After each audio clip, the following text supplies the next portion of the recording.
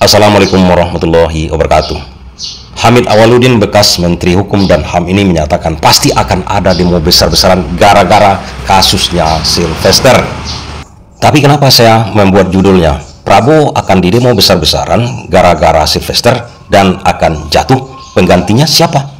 Gibran. Kalau Gibran berarti misi komplit. Kalau misi komplit berarti ada misi selama ini untuk menjatuhkan Prabowo dan menggantikannya dengan Gibran. Pertanyaannya, apakah boleh seorang wakil presiden berniat untuk menjatuhkan presidennya?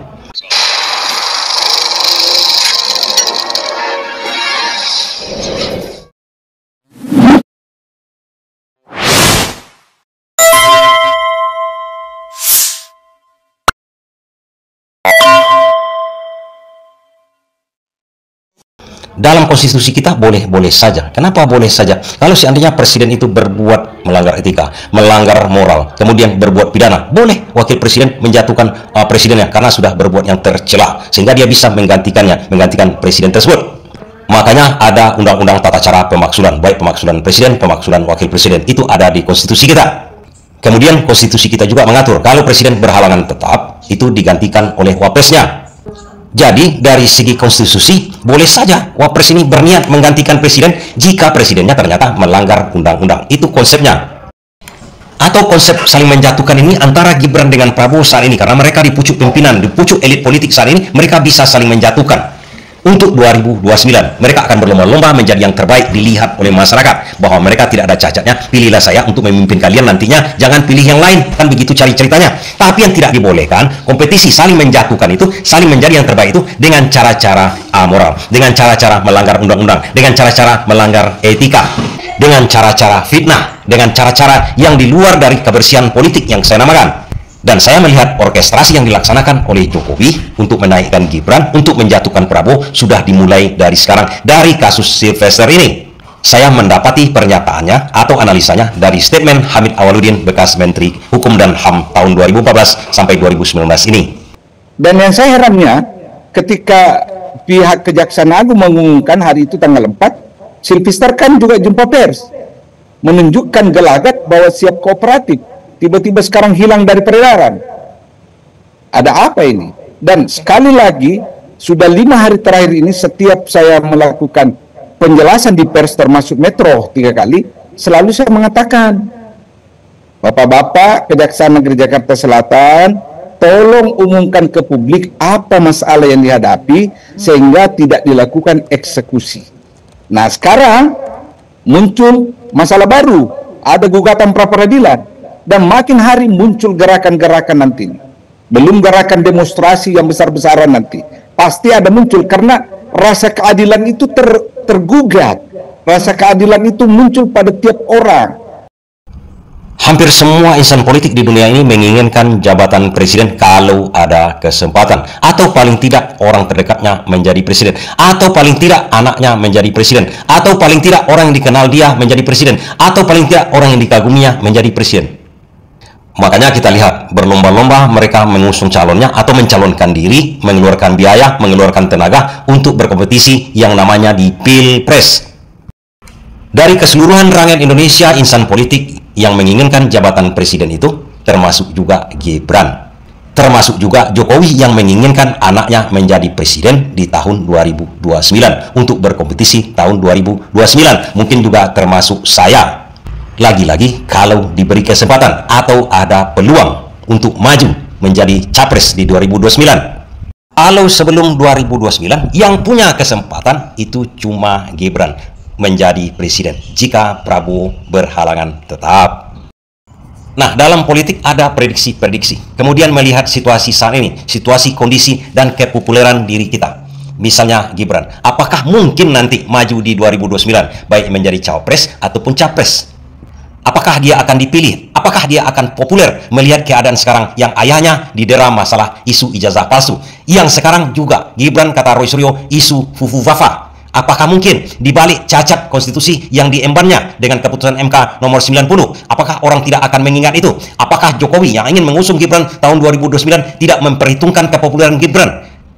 Karena masalah-masalah itu patut dipertimbangkan oleh seorang kawakan seperti politisi yang bernama Jokowi. Politisi yang berasal dari Solo yang bisa naik ke puncak elit kekuatan politik. Itu artinya kekuatan dan analisa dia tidak bisa dikesampingkan begitu saja. Karena kemungkinan kepopuleran Gibran ini tidak sampai menjadi capres nantinya. Tidak mungkin mencalonkan diri menjadi capres. Tidak mungkin mencalonkan diri menjadi cawapres. Dan tidak mungkin juga mungkin dibawa Prabowo nantinya di 2029. Apa akal untuk menaikkan Gibran?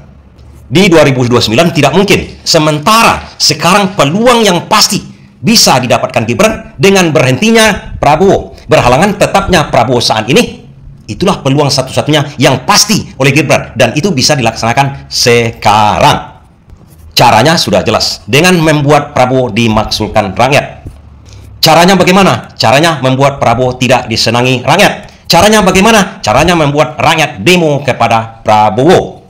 Dan itu konstitusional. Artinya Prabowo mengundurkan diri seperti Soeharto mengundurkan diri. Dan langsung Gibran secara konstitusi, dan langsung waktu itu Habibie menjadi presiden. Begitu juga keadaan sekarang. Jika Prabowo mengundurkan diri dengan tenang, rela, ikhlas, dan segala macamnya, Gibran akan naik menjadi presiden. Itulah kemungkinan satu-satunya peluang Gibran untuk maju menjadi presiden, untuk menjadi presiden. Itu hal yang termudah dan itu hal yang paling cepat.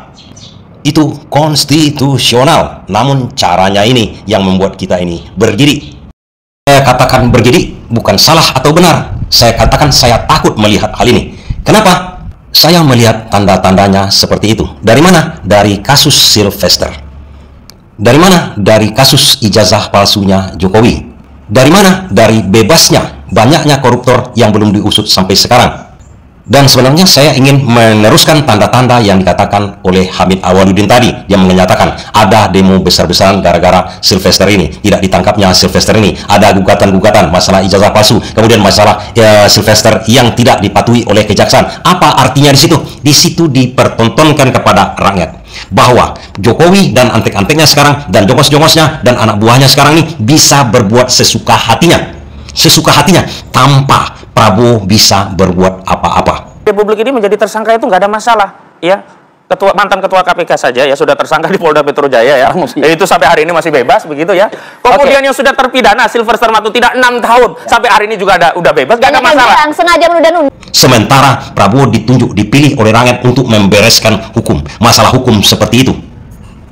Secara sederhananya begini kawan-kawan, dengan diutak-atiknya hukum, walaupun Presiden Jokowi sudah lengser ke Prabon, oleh orang-orang, oleh projo, oleh termul-termul ini, rakyat merasa muak. Kan itu yang dikatakan oleh Hamid Awaludin. Akan terjadi demo besar-besaran karena rakyat sudah geram. Pertama geramnya kepada Sylvester, pertama geramnya kepada Jokowi, pertama geramnya kepada termul-termul ini. Tapi ujung-ujungnya nanti berbelok. Kenapa Prabowo diam saja? Sementara Prabowo yang mempunyai kekuasaan untuk membereskan hal itu, orang akan demo kepada Prabowo. Artinya yang berbuat di sini Jokowi, orang-orangnya Jokowi seperti Sylvester ini, yang membuat geram rakyat, yang dapat getahnya adalah Prabowo. Prabowo yang akan dilengserkan oleh masyarakat. Kenapa Prabowo akan dilengserkan oleh masyarakat? Karena dianggap masyarakat tidak mampu membereskan hal itu.